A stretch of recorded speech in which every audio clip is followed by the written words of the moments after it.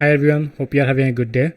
One of the most requested feature for my UI library was to add dark mode, which makes sense because we all love dark mode. So I recently added that feature. Now you can easily toggle between light and dark mode from here and see the design changes and see how it looks in dark mode or light mode. Adding this feature was surprisingly easier than I thought thanks to TailwindCSS. So in this video, I'll share how I did it. So hopefully that will help you in case you are adding the dark mode feature in your own app. So yeah, let's get to it. Alright, so I have a simple blog list here and a button on top. Right now it doesn't do anything apart from changing the icons. And if I show you the code, here I have a simple static array for the blog data, which I'm just mapping through and showing it in a UI. And I have this button here which just toggles the is dark state, and if it's dark it shows the sun icon, if it's not dark it shows the moon icon. Let's hide this part for now and focus on this. Here you can see BG background, border, text muted. These are actually different CSS colors that are responsible for showing this UI. Now these are not your default Tailwind classes, right? I have added some theme colors to make this work in my CSS. You can see the color background, border, text, muted. You can also add, like, for example, let's make this red. So now I can just use BG card instead of BG background. And now it looks hideous. So let's change it back. If you are not familiar with this syntax, you should check out Tailwind v4, where they introduced theme variables.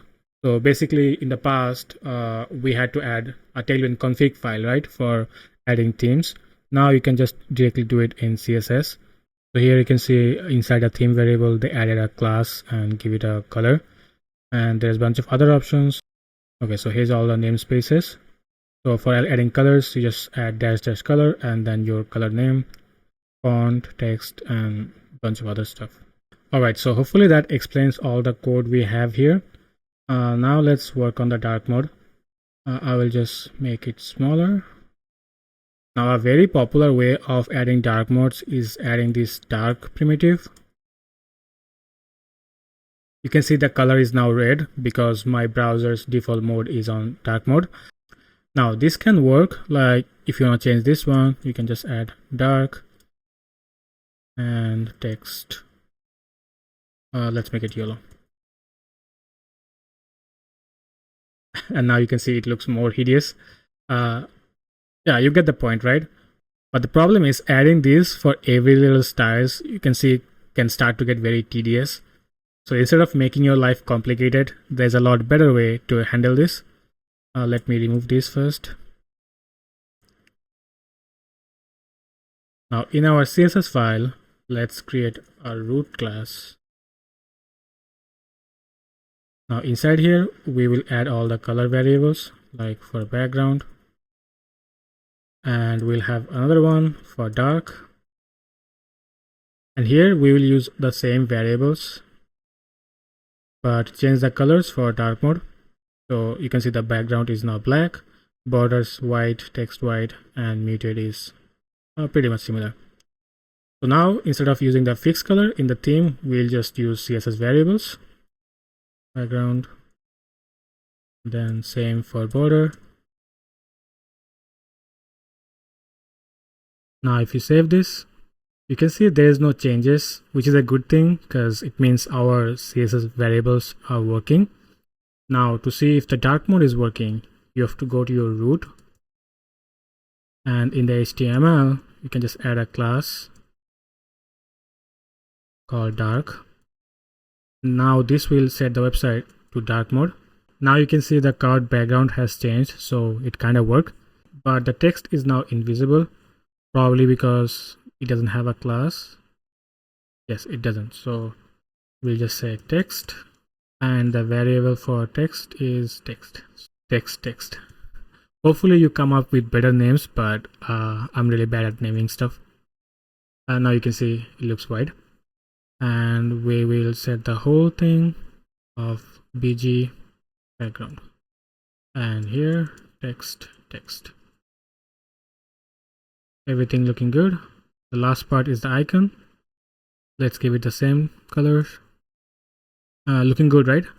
Now the last part is to make this toggle button work so users can manually change the mode, right? To do that, let's remove the hard-coded class from here, and in the button, when it's click, we can say document.element.classList, and we'll just toggle with the dark mode class. And what this will do is it will go to the root node, so in our case this, and add that dark mode class if it doesn't exist, and if it does exist then it will just remove it, right? That's what the toggle does. So let's save this. Now if you go to our page, you click on it, you can see the website is now dark. You click it again, now it's light. Alright, so it's working, but the only problem is you click on a dark mode, the website is on dark mode, right? Let's refresh the page. You can see it's back to light mode again, and that is because we are using use state where the data is not persisted, right? So when you refresh the page, all our state is cleared and it starts with a new state which is false. So regardless if it's a light mode or dark mode, after it is refreshed, the dark mode is false. Now to handle this, you can either use local storage or some other state library where you can persist your data. There's also something called use persisted state. Get the screen bigger. Yeah, probably this one. Yes, I believe this is the one where you can import the create persisted state and use it to save your data. Yeah, do check it out, or just use local storage. And if you have any questions, do let me know in the comments, and make sure to check out Retro UI, which is probably the most unique looking UI library you will come across. We recently also launched a blocks where you can find lots of premium blocks that you can just copy paste in your projects. So for example, if you see the stats, it's a pretty cool looking e-commerce dashboard. There's a bunch of other ones like profile. You get the whole vibe, right? Right now you can get a huge discount with early bird offer where you can get all these premium components, the Figma UI kit and the templates that I have coming up for lifetime access for only $49.99. So yeah, do check it out. It will help me and the channel. And that's all for this video. I'll see you guys next time. Bye bye.